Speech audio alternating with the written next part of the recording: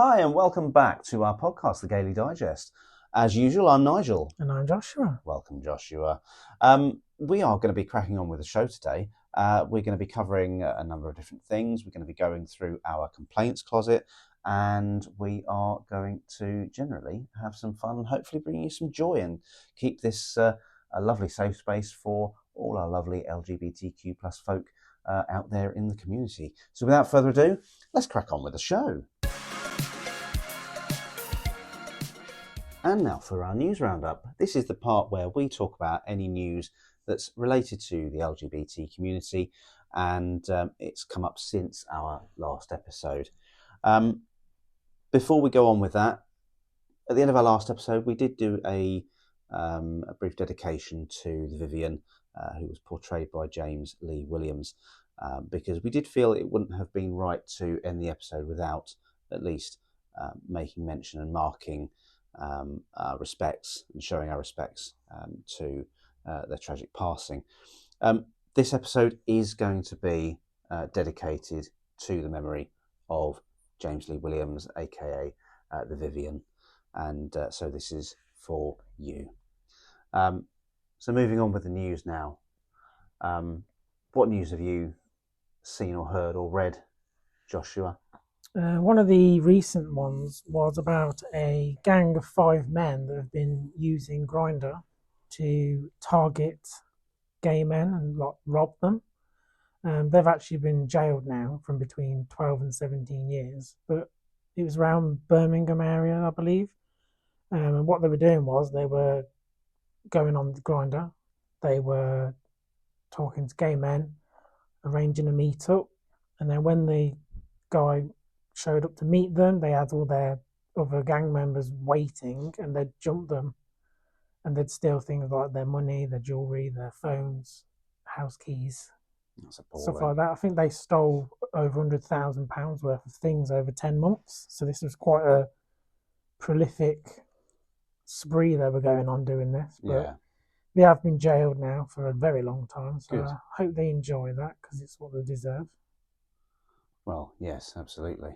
I think that's an important point there about online safety as well, especially if you're using these kinds of apps where you are meeting up with people. Try and do things that might help you to prove that the person you're meeting is real, that you're not being set up, that you're not being catfished. But even then, meet in places that are public. Yes. So meet in a cinema or a busy cafe. Only go to places that you know. So you know where you are. Tell friends or family who you're meeting, where you're going, what time you'll be back. And I know that sounds like I'm not a child anymore, sort of thing. But if you are meeting strangers online, it doesn't matter if you're a child or if you're a grown-up, you could still be put at risk. Your safety could be put at risk, and I think it's important.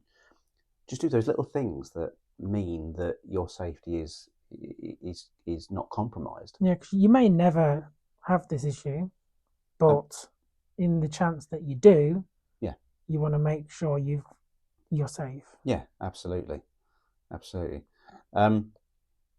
Some bit of news that I found was about the arts collective Collusion, with funding from the Arts Council and Historic England. We're going to do a trail in King's Lynn in Norfolk, which is going to explore the town's LGBTQ plus history, and young creative people are being invited to help make a new multimedia heritage trail around their town. Now that news was released on the 6th of January. Since the 6th of January, 4 days later, the news broke that the museum has pulled out of this project to create a heritage trail highlighting the town's history after what it called bad publicity. Essentially, they've bowed down to bigotry and homophobia, because there's some people that don't want to do it. Well, why not? It's history. That's the point of the Exactly. trail. Not all history is good history, No. but this like we're just a part of history as everything else, and there could be some pretty amazing history from that town. Yeah. That no one else knew about, and it could be really interesting, especially Exactly. for younger LGBTQ plus people who might see something and go, "Wow, I never knew that." Yeah. And then to just bow down so quickly as well, and then that to me is just telling these bigots that kick up a bit of a fuss, and you'll get your own way. Yeah. They should have doubled down and said, "No, it's important. Yeah. We are showing the history of this town, Yeah. and we're going ahead with it." They should have doubled down on it. And the fact that they've backed out within a few days is spineless to me, and you've just let them win. Yeah. And I think it's important to highlight that all history is important because it's how we learn going forward to be better people. We learn from how people have been treated in the past, how things have happened, what's led to certain things happening, being put in place, like laws, how people were treated, and things like that. And to take something away that could have a positive effect going forward and could actually educate people, to take that away because there's a few bigots out there that don't want to see it, don't want to hear it. Well, don't go on the trail. Don't look at the trail. Don't get involved with it. Stay at home. Yeah, and what they did say in a statement that they've received strong positive support for this project, and they had a lot of local partners and artists that were going to work with them. Mm. If you had such a strong positive response and people willing to help you do it, then why haven't you done it? Exactly. It's just enabling. Maybe not enable. Maybe enabling is not the right word. It's encouraging the behaviour of these bigots. Yes, and it's kind of implying that behaviour is okay. Like you said, it's just showing that if you complain enough, you moan enough about something, you'll get your own way, and I think that's wrong. But anyway, that's the news for now. Yep. We'll move on. Definitely.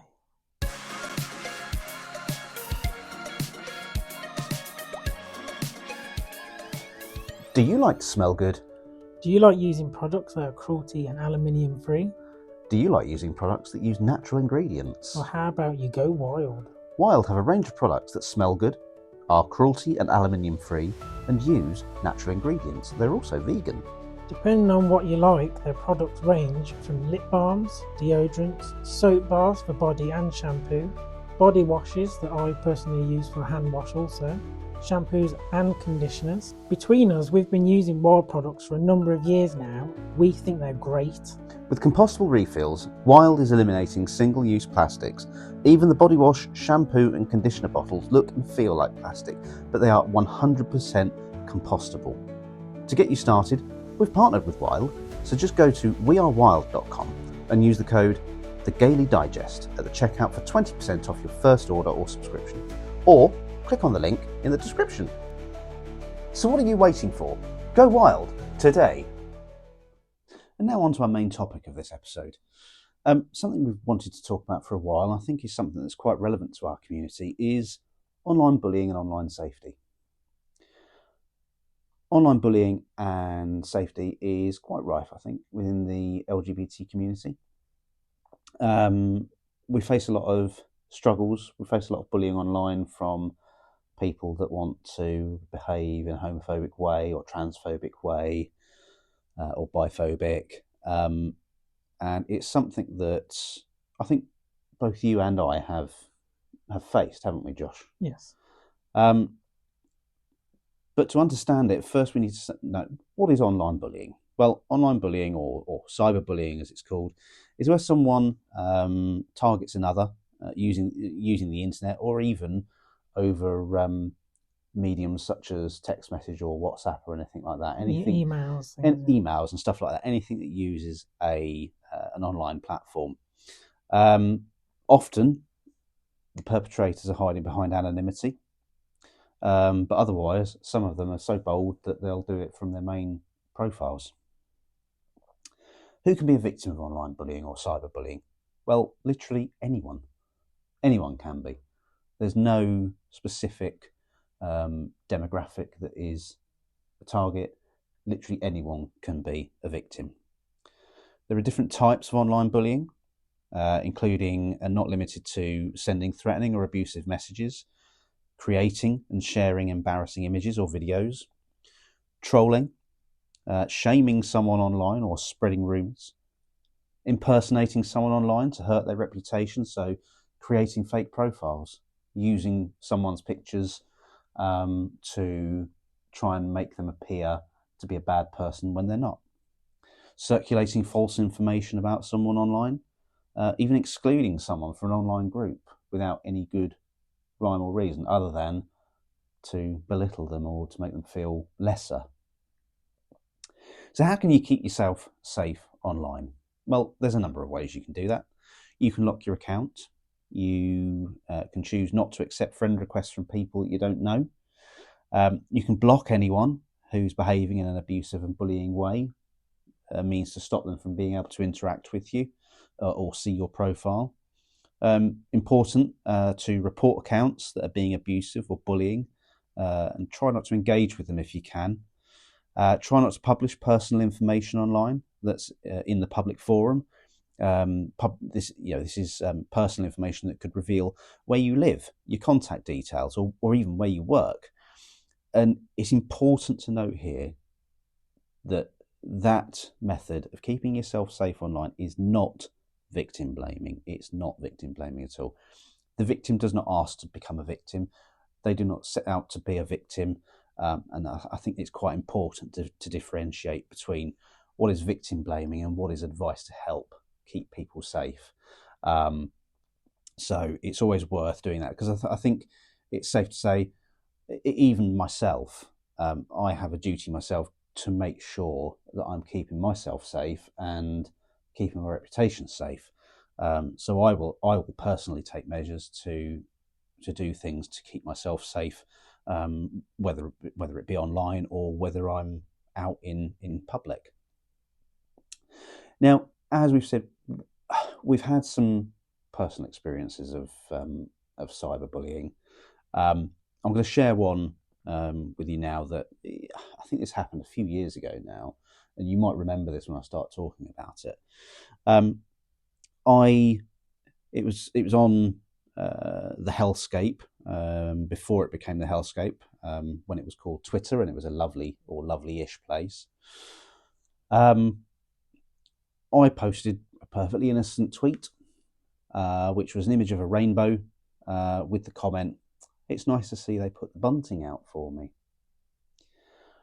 Unfortunately, this tweet became or got to the attention of an online troll who quoted the tweet with what I felt, and it made me really uncomfortable. They quoted it with an image of black men being hanged, which I thought was absolutely disgusting, and clearly there were racist. It was racist in my view, and they literally just quoted it with the image and the word "same," meaning that black men hanging was their bunting, and it just absolutely disgusted me to the point where I immediately called it out, and I just asked for people to report and block the profile and report the post, report the tweet, because it had no place on social media in my view. It was clearly a troll, an online troll that was just doing it for clout, posting something that was very impactful, clearly would cause offence, and wanted to do it just for the reaction. That's the attention, isn't it? The one attention. Exactly. Unfortunately, that caused a bit of a backlash on me, even though I'd called out something that was despicable.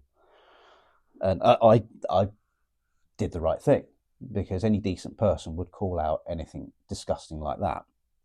Unfortunately, this person then started to go through my profile very quickly and must have saved a lot of my photos that I'd posted. They then very quickly created memes using cutouts of my face and putting them into these memes to try and belittle me, try and humiliate me, try and mock me, and effectively try and upset me and hurt me. They even created a profile that was impersonating me, or they changed their profile picture to the meme of me to make it look like it was me, or a mock-up of me.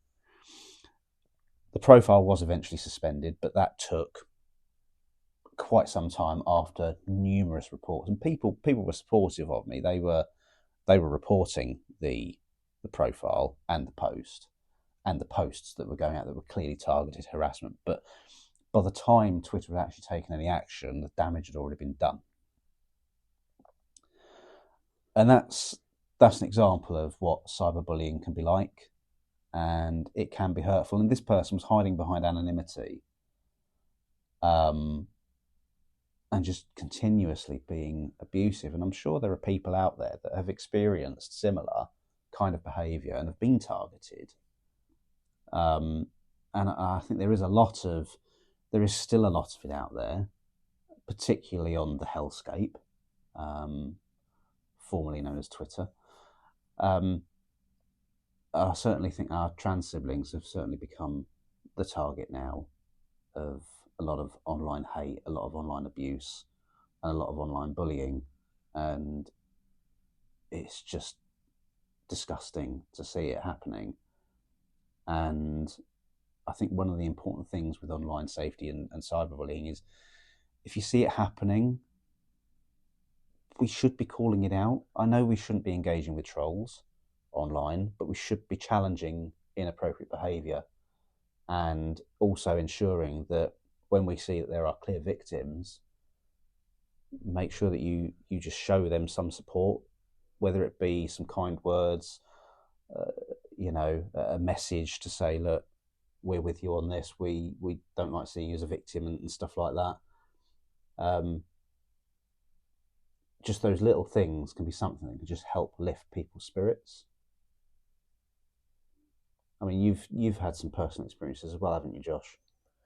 I had a pretty intense, pretty serious backlash, to be honest, on several occasions actually, and all of them have been on Twitter. I think the most notable one was when I called J.K. Rowling out for her transphobia, and she decided that it'd be a good idea to screenshot my profile with my full name, which now I don't have my full name on any socials. This is another thing I've done to try and protect myself. But it had my full name, it had my bio in it, which mentioned where I studied, it had my picture on there. She shared that to her, I think she got like nearly 15 million followers or something. Yeah.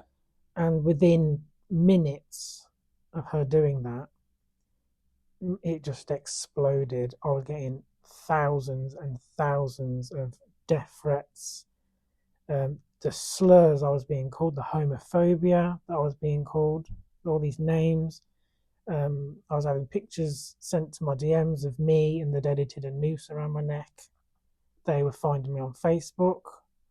They were finding all these different things about me. They were contacting my university and making up lies about me. They went to the council, because at the time I was a LGBT officer.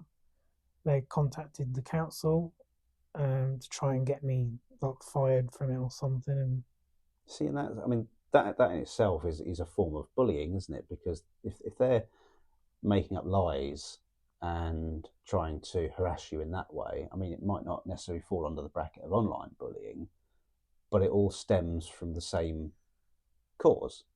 Yeah, well, they said that I was a misogynist and I hated women, because apparently you can't, if a woman's being transphobic, you can't call her out, apparently, because that makes you a woman hater.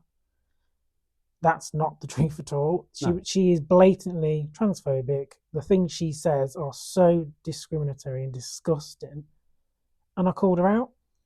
And rather than her say something to me in a reply, she chose to just set her mob on to me, which she does to everybody, because then that way she knows it'll hurt you more. Yeah, because I think I remember she quoted your tweet, didn't she? Yeah. So all they had to do was click on your tweet and then yeah, and go straight to your I had profile. all these death threats and things coming at me from her, people doing this, and then I had people taking screenshots of my pictures and putting my picture on their profile saying this is what he's done, and they were twisting what I said. They were saying I'd said things I didn't say. Um, so yeah, I had to change my name on all of my socials. I had to lock pretty much all my socials to try and slow this down. It went on for probably over a week. I think you even unlocked your profile at one point, and then it suddenly picked up again Well, I because I think gave they it were about a waiting, weren't week. they? I gave it about a week locked, and then I thought, okay, I'll unlock it now. And within an hour, it was just straight away again. It's Mm. like they're waiting. But yeah, the way that she shared that, and she says that she's only anti-trans and she loves gay people, is not the truth. She's actually against the entire community because the homophobia that is said on all of her posts, and she never calls it out. And it's just disgusting. And she knows exactly what she's doing. She still does it to this day. This happened to me like I think it was like a year ago. But she still does it to this day. I've seen her in the last week actually. She's been doing it to another trans person sharing their picture, knowing this person's going to get death threats, and they find out where you live. Like I had people finding the town I live in and things like that, which makes me concerned to go out because I don't know what these people are going to do because they're literally threatening to kill you. So you don't know what they're going to do. And I think this is where we're failing with this government because we brought in the Online Safety Act, didn't we? 2023, which is supposed to be a framework to make online platforms required to protect its users. But the problem is it's not strong enough because it's just at the moment it's just like illegal things that happen on there. Yeah. And But then you say that online bullying is illegal because there are criminal offences out there, such as malicious communications, which cover any abuse that is faced online and anything that's obscene or offensive. but they tend to go for the users that are saying it, not the person who runs the company. I think I think that's one of the issues as well, because a lot of these social media companies are based in America, and the difficulty is, I think, when it comes to trying to get information from these companies, they don't adhere to the same laws as the UK, which can make it difficult when things are reported to the authorities for them to actually take action to identify the users behind the profiles.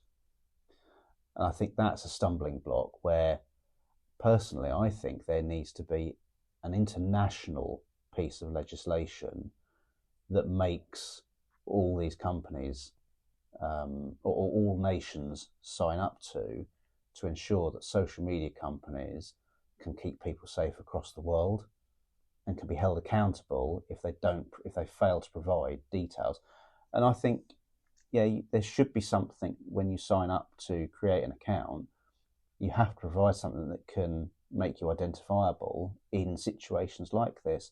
And if people want to believe conspiracy theories and say, I don't want to give them my details because I don't know what they're going to use it for, well, then you don't have a profile. It's as simple as that.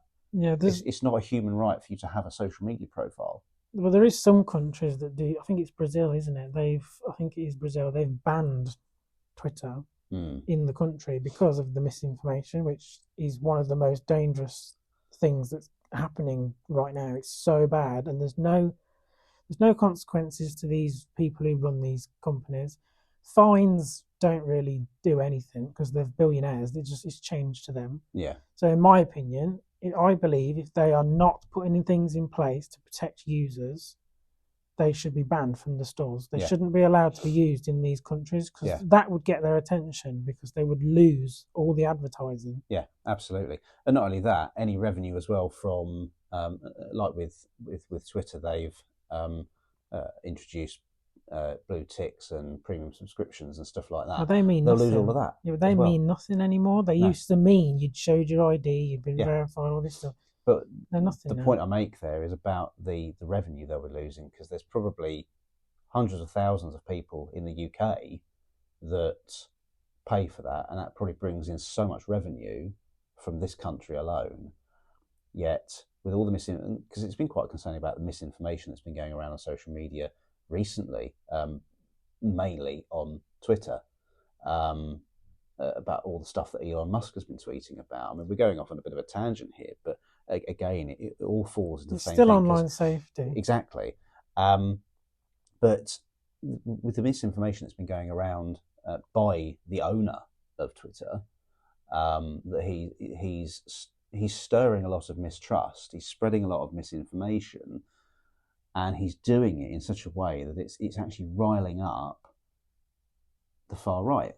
Yeah, and I think they should change the act. They should make it stronger, and rather than just say the companies need to target and stop illegal activity, I think it should also cover legal but harmful content, because a lot of things, they're not illegal, like the misinformation. It's not necessarily illegal, but it is extremely harmful. It is dangerous, and until we catch up on laws, because the laws are so far behind when it comes to being online, we're never going to get a hold of it, because look how bad it's got in the last 5 years. Imagine what it's going to be like in another 5. It's just going to keep getting worse until we stamp down on it. I think as well, one of the recent issues that's come up, I mean, within the last few weeks, is Mark Zuckerberg ensuring that Meta is now changing its policies around fact checking. They're getting rid of fact checkers and they're replacing it with community notes, and people can put community notes on things. And they've changed part of the policy as well, where they say you can't call people mentally ill unless they're gay or trans. Well, hang on a minute. No, it's been well established that that's not a mental illness. But they've actually typed that line and added it. It's not just they've said it, they've actually typed it up and put it into the terms.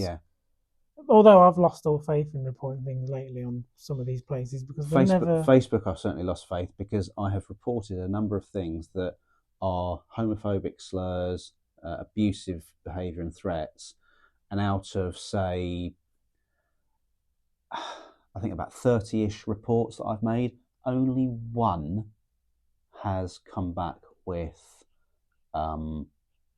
this violation has been found. Everything else, it's violation not found. And it's too easy for them to make new accounts. Because they get one closed down and they can just make another one in 5 minutes. There needs to be more difficult for you to make these accounts. I mean, I've had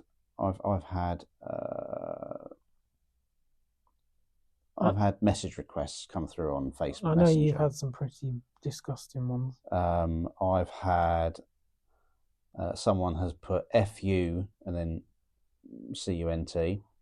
I've had someone call me a dickhead, or literally just message me saying dickhead.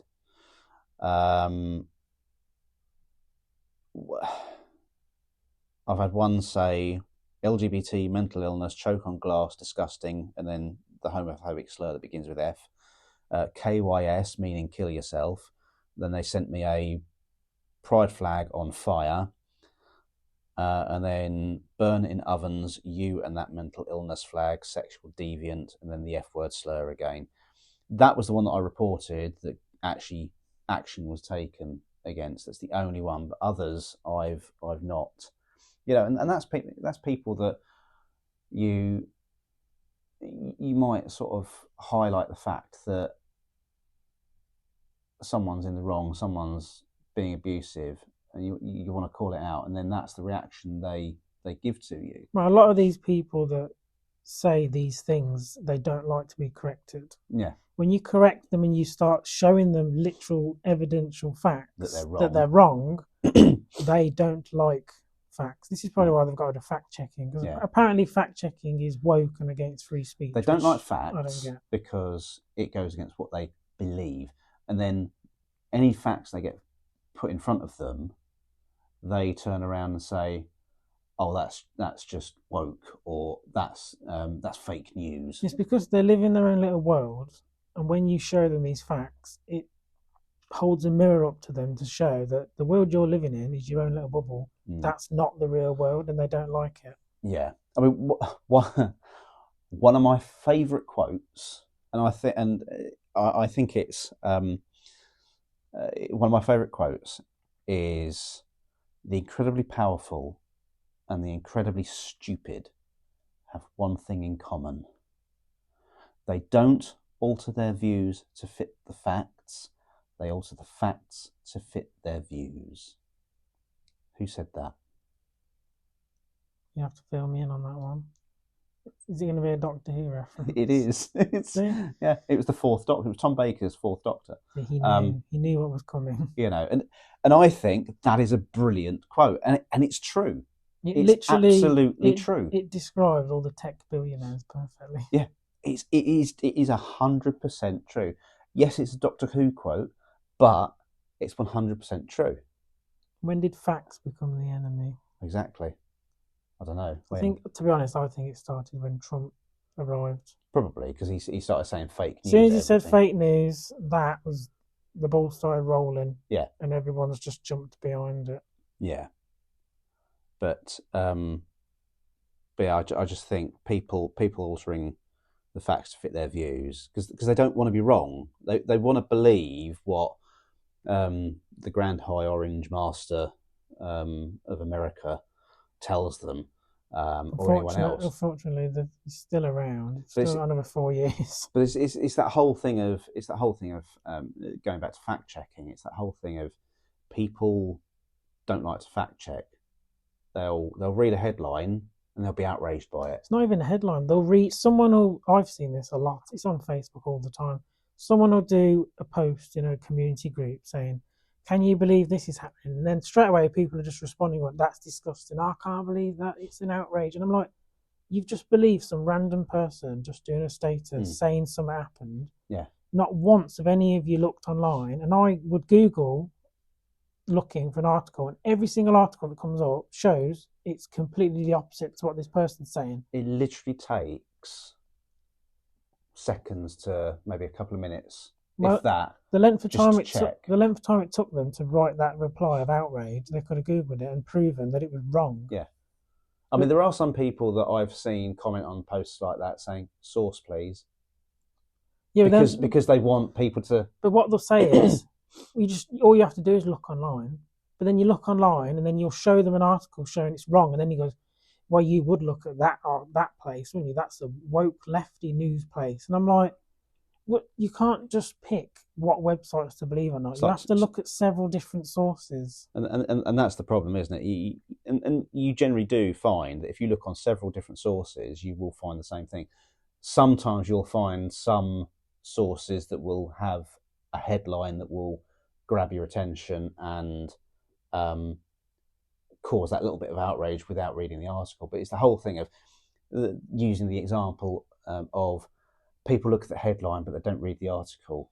So they look at, okay, say take out headline and article, people see a comment on social media on a post, and people will look at that without actually fact checking. So they won't read into it, i.e. reading the article.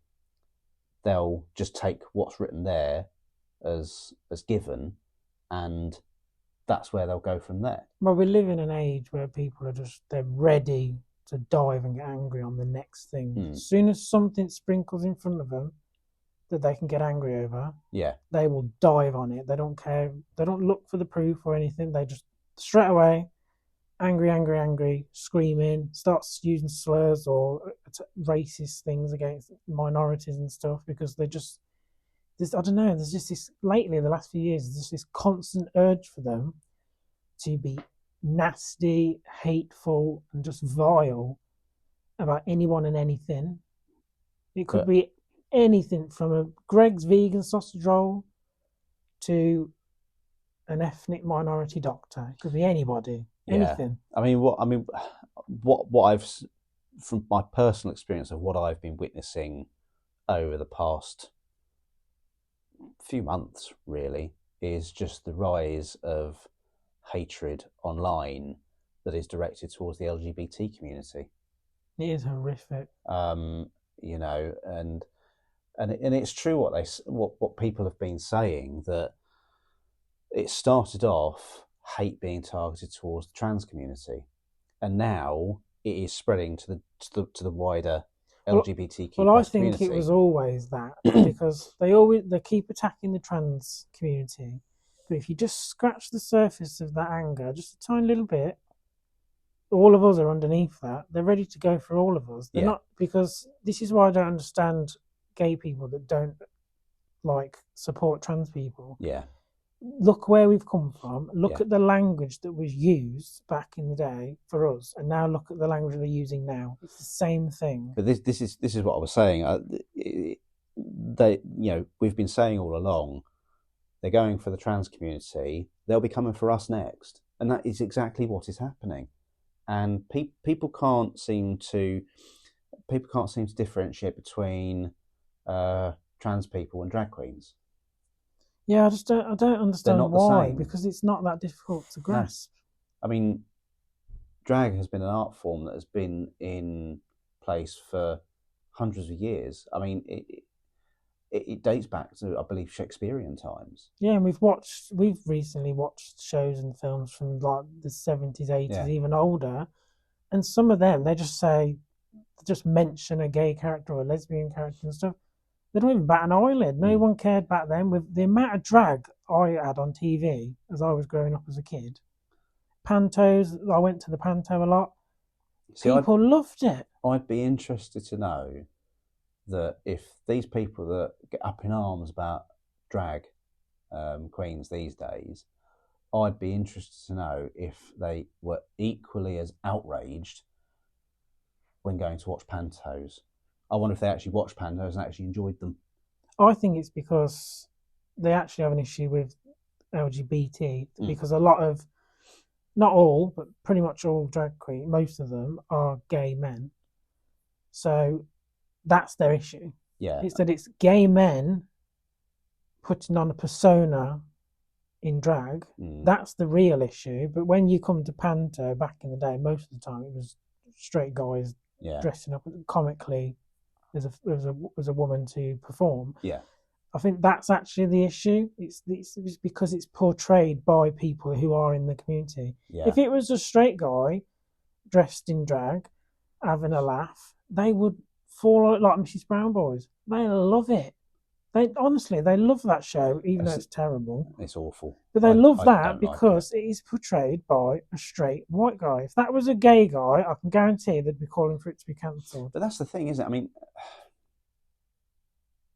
I'm going to mention this purely because it is still relevant. But the Vivian was on blankety blank at Christmas. Lots of backlash for that. Lots of outrage. Horrific. Absolutely horrific online abuse. And the newspapers. Yeah. There's so much backlash and so much abuse because a drag queen appeared on blankety blank on the panel. There was no inappropriate jokes. There was no inappropriate behaviour. There was nothing sexual. It was perfect family entertainment. I mean, a lot of people seem to forget that Paul O'Grady, as Lily Savage, hosted blankety blank for a number of years. But then you had Mrs. Brown's Boys, and everyone was finding it funny. That was on the same night, wasn't it? And they love that. Yeah, complete contrast. And I think you're probably right there in the fact that it's because it's gay people, or LGBTQ plus people that are portraying these characters. But then Paul O'Grady was gay. Well, I think back in the day, it was just kind of, I don't know what, the last few years, it's just, I don't know what's happened. I think, again, it's the misinformation. It's just it's changed people's mindsets, and now a lot of people just seem to associate us gay people as paedophiles and stuff. That kind of misinformation is now... Which I think statistically, paedophilia is actually more prominent amongst heterosexual men. Yeah, but the thing is, this kind of misinformation, this is why it's so dangerous. it's changed people's mindsets. It's changed their perceptions, hasn't it? And now they, for some reason, they seem to think drag queens are after your children, even though most drag queens don't want children anywhere near them at the show and stuff. And again, they're mixing up drag queens with trans people, completely different things. And I don't understand how you can mix the two up, because one is a persona performing, and one of them is actually who they are. 100%. I don't understand how they're mixing up the two. But again, it's misinformation on these sites, and it is not safe, and nothing gets done about it. And this is why I feel like the Online Safety Act needs to be really strengthened. And like you said, there needs to be many of the countries grouping together, forming some sort of legislation against these companies, because until they do that, nothing's going to change with them. Yeah. Because the fines do nothing to them, because they have so much money. They're so rich. The fines need to reflect their wealth. Yeah, and they just keep buying up all the other social medias. Like TikTok's up for sale. Elon wants to buy that as well. I think they've put out a disclaimer about that, though, saying they're not going to be selling to him. It's all rumours and But the problem with these billionaires is they just collect all these things. It's like the billionaires, like Jeff Bezos. He's just bought Washington Post, I believe. It's all for control, though, isn't it? They want to control the media. Buy all the media and social, and then they can put out all these algorithms to brainwash more people to benefit themselves, to make more money. Makes them money. And I think until we start putting penalties on them, such as like Brazil banning the app from the stores, that would have an impact on their income. That would seriously impact them, and it would completely cut off the misinformation that they're spreading. And this is why I think that we do need these safety things put in place and strengthened. Yeah. But so I mean, I think we've talked quite a lot for quite a long time about this subject, and I think it's quite an impactful subject, and it's something that is quite important to us and to our community, to our wider community. And we could go on for hours, but we only have so much time on the pod that we can talk about this. We would be interested to hear your views, dear listeners, around online bullying and online safety. If you want to share your stories with us, please do. Leave us some comments, or leave us or send us some messages on our socials. But we are at the end of this point where I think we've talked at length about this subject now. But please do remember, when you're out there, when you're online, please do try and keep yourself safe. Please try not to fuel the bullies. Try not to fuel the trolls. You do not deserve to be a victim. You don't ask to be a victim, and you shouldn't be blamed for being a victim. But we do need to make sure that we are keeping ourselves safe whilst online. So please do look up methods, and we have obviously mentioned at the beginning of this segment about how you can keep yourself safe online. And now for the complaints closet, where we will take a little moment to talk about the things that really, really annoy us, things that wind us up, things we want to have a little rant about, things we want to have a little moan about. Josh, we'll start with you again this week. What annoys you? People. Just people. No. Brief people. Sure. No, people who, when you're queuing up for like a coffee, and you've been in the queue for like 5 minutes because the queue's really long, you get to the till, and then they decide what they want then, when they've had 5 minutes to look at the board behind the counter. They're like, oh, what do I have? I don't know what I want. And I'm like, you've just been stood in front of me for 5 minutes queuing up, and you've not picked what you want. So specifically people that queue up in a coffee shop queue and only decide when they get to the till after having been queuing for about 5 minutes. Yes. You should know what you want. If it's a drink or food or whatever you're ordering, if you've been in the queue, decide what you want. So when you get there, you say what you want, and then you move out my way and let me do my turn, because I already know what I'm having. If I've got a club card, I've got it ready on my phone. If I've got a voucher, ready to go. I'm ready to just do it, get my drink, go. That they irritate me. It happens All the time. Oh dear. All the time. Every time? Practically, yeah. Does it ever happen to you when you know what you want, you decided what you want, you get there, and they turn around and say, "Oh, we've run out." See, Do you have a backup ready? I've probably got 3. Because I don't have dairy, I'm limited anyway. So I have all my backups. I know what I'm having. So I don't want to be one of these people who I don't even know what they're thinking in their head when they're queuing for 5 minutes and they don't seem to know what. And then they order the most boring drink. But, oh, can I have a latte? That's it. So they get to the till, and then they're like, "Oh, I don't know what I want. Oh, should I have that?" And then in the end, they just go, "Oh, I'll just have a latte or a cup of tea." How did that just take you 2 minutes?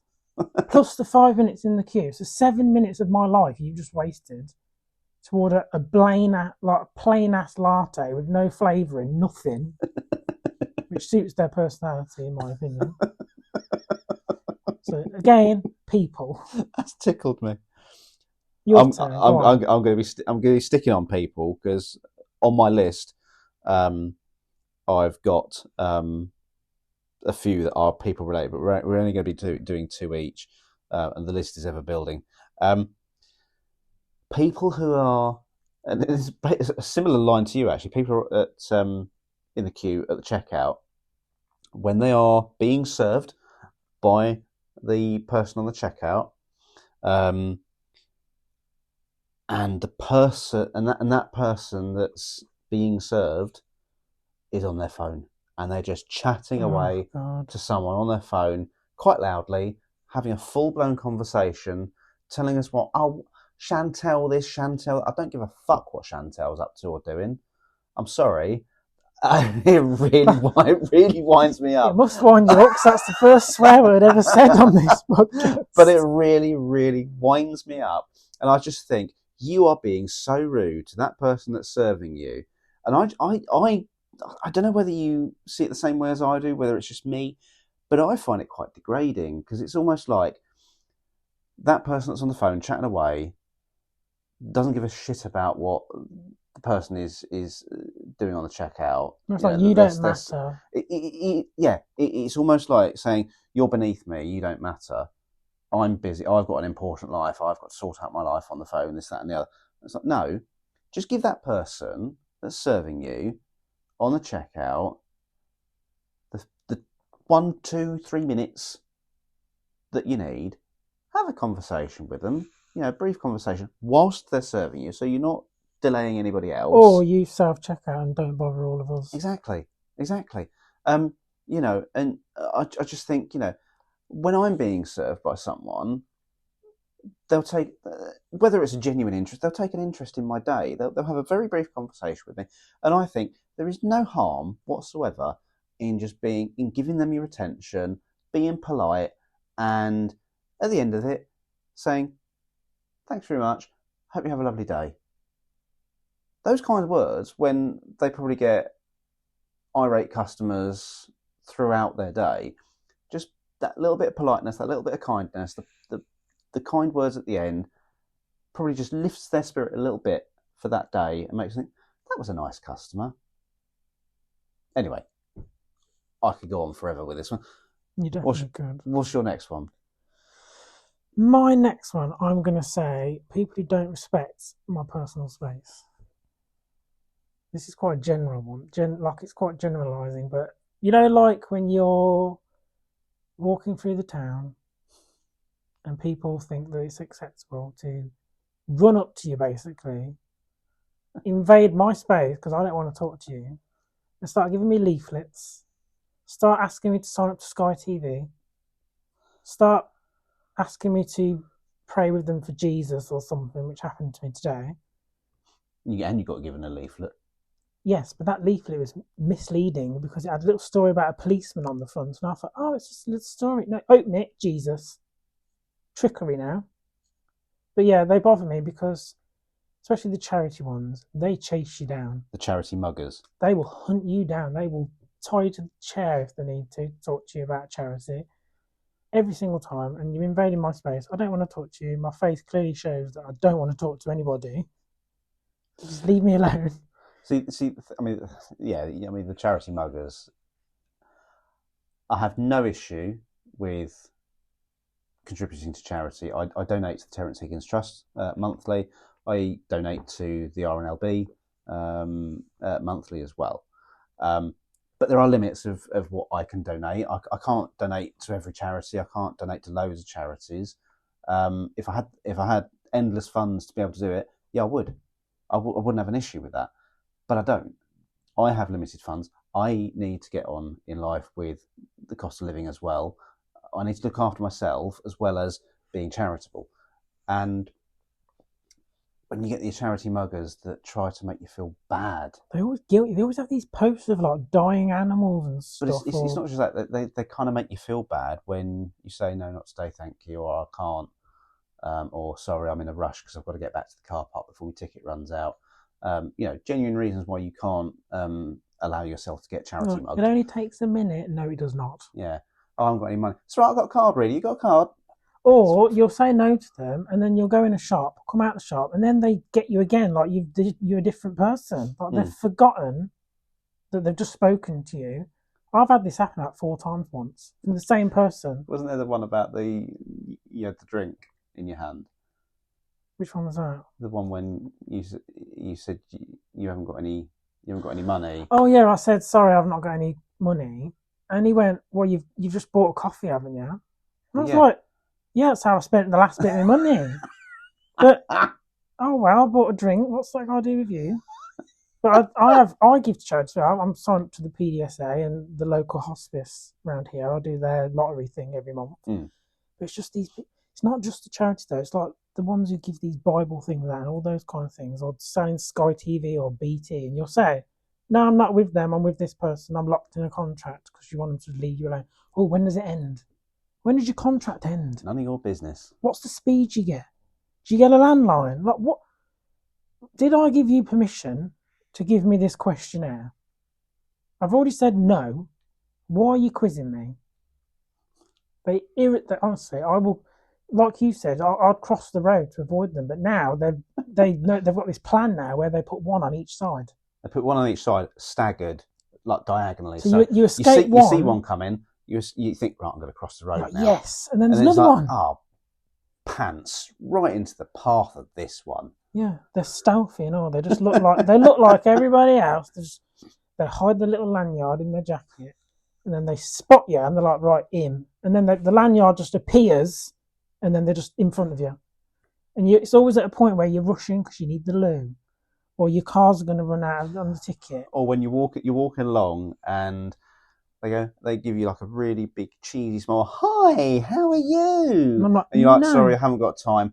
And then they start walking backwards, talking to you, and you think, yeah, I'm trying to go. Leave me alone. Yeah. I'm just like, no. No, not today. If they try and get me now, I just go, no, and carry on walking, because they just... I think that's the problem, isn't it? I spoke about politeness earlier about, when a checkout and you're being served by the sales assistant. But sometimes you can only be so polite with people, particularly ones that stop you in the street. I always try to be polite, and I always say that I haven't got the time, I'm quite busy, but have a good day, or something like that. Just to be polite. Plus, just because they've got a lanyard on doesn't mean that's an official lanyard. I don't know if it's real. And then they want me to give them my bank card and stuff. Yeah, and you take your direct debit details. It's like that person with the story that was misleading and trying to trick me into reading prayers. I went in the shop afterwards and come out, and then the next thing you know, they're standing in the middle of the town doing some preach thing, slating everybody and all the sinners and stuff. And I'm like, you just literally gave me a leaflet about love and Jesus. You know what we should have done? We should have just gone in front of them and then made out. Yeah, but he's just gave me a leaflet about love and Jesus and being loving to the neighbours and all this stuff. And I pop in one shop, come out, and then the same person's there basically saying I'm burning in hell. Where's the love gone? That ran out very quickly. Well, it was cold today, so you're doing warm at least. Yeah, but I didn't want to get too close to him. He might give me another leaflet. True. You did recycle that one in the bin. Although we didn't have a microphone, so that's good. Yeah, so no nobody could really hear what he was saying. I think he had an audience of 2. No, I think they were other people giving leaflets. So Oh, were they? Oh, so everyone was just walking past and ignoring him, really. yeah. What's Um, annoyed you? The next thing? Dribble piss. Oh no, that was last time. Oh my god! You're still dribbling them. No, I've done dribble piss. People that fart near you when you are eating. I hate it. I absolutely hate it. Are all your body functions? No, because the last one was about people talking at the checkout, wasn't it? Well, talking is a function. You know what I mean.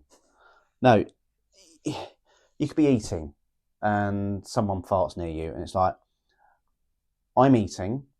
I would rather smell and taste my food. I don't want to smell your bodily functions, and I don't want the smell to linger to the point where I can actually taste it. I don't even know what to say. I know farting is a normal bodily function. Everybody does it, even you. Don't deny it. Deny it. Don't deny it. Everybody farts. I get that. But please, have some modicum and decency for other people.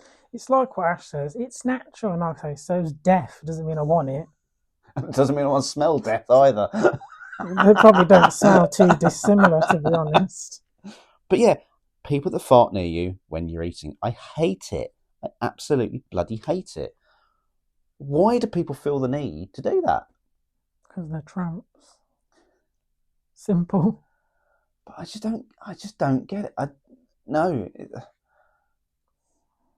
It's probably one thing that would actually make me have a go at someone if they did that next to me.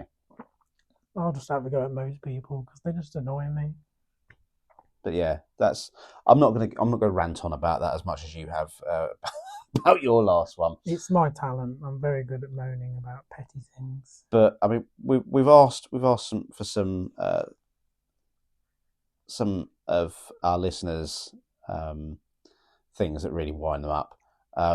Ben has come up with a few. He said people talking in the cinema, especially spoilers during the film. Babies screaming on airplanes, which is something I know that would annoy you. That's what the airlocks are for. Joshua. Toilet? Flush it? Josh!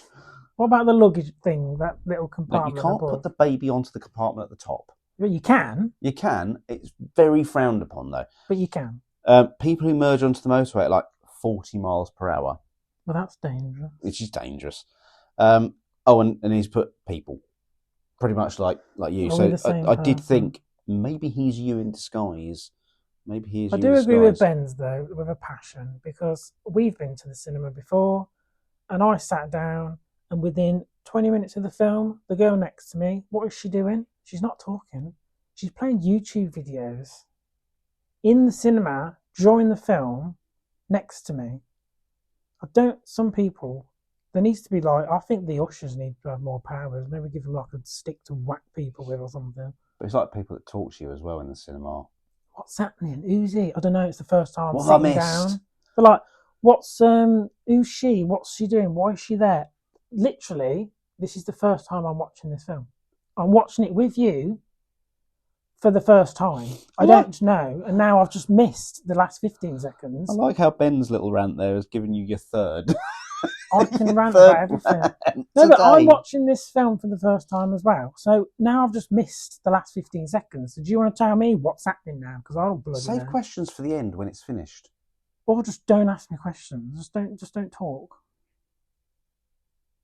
But is there any more rants? Because I can rant. We've got Steve, who's replied Tory gays. Oh God, shall I go on about No. No, because you will be going on forever about that. Describe them in one word, Nigel. No, I'm not falling into that trap. But anyway, that's the complaints closet this week. I've been banned from moaning anymore.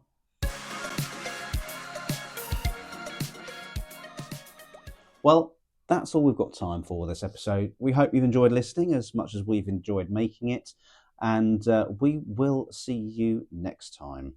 Thanks for joining. Thanks for listening. It's a goodbye from me. And it's a goodbye from me. Thank you very much. So until next time, stay safe and be happy.